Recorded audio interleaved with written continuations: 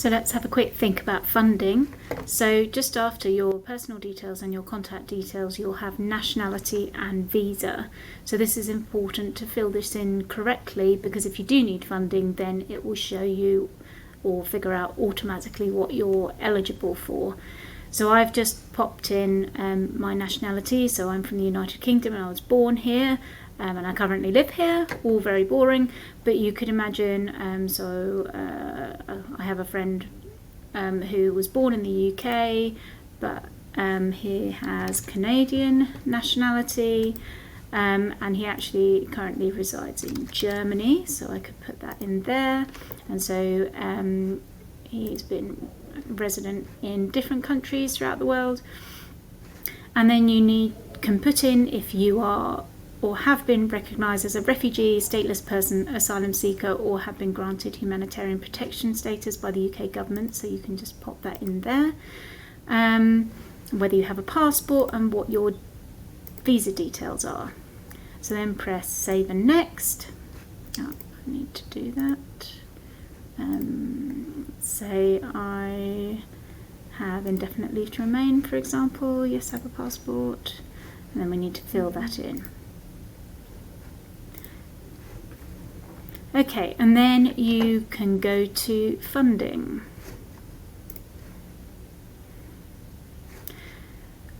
So here on this page, it explains what this means, but you will either need to say that you wish to apply for funding or that you don't. And so if you don't wish to apply for funding, that means that you plan to self-fund the entire cost of your having a degree and taking a degree in Cambridge.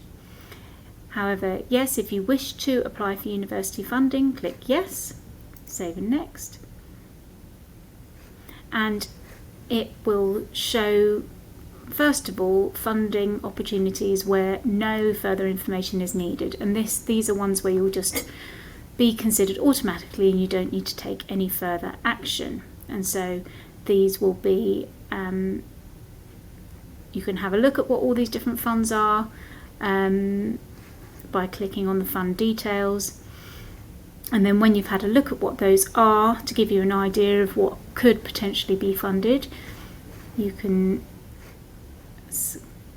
go to save and next, and that will take you through to funding where further information is needed. And so these are for other funding opportunities in Cambridge where further information is needed, and in these cases you tick apply for the fund if you want to, and it will tell you what further information is required.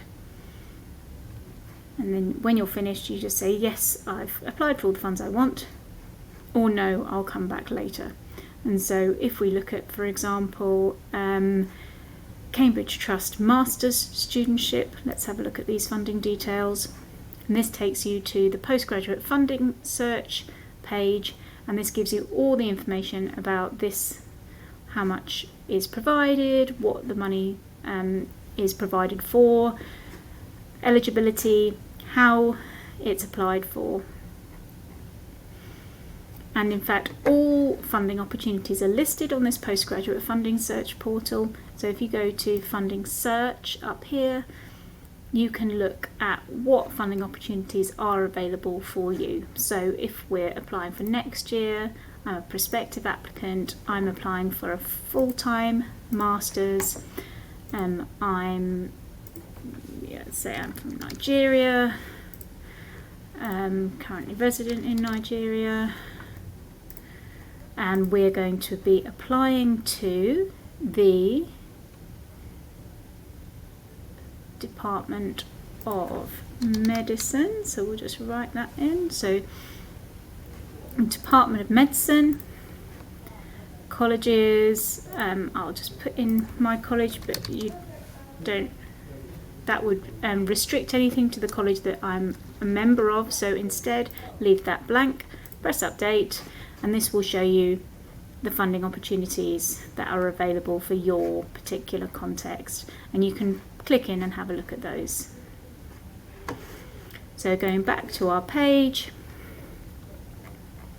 once you've had a look, you can say yes, I've applied for all the funds I want to, and click Save and Next.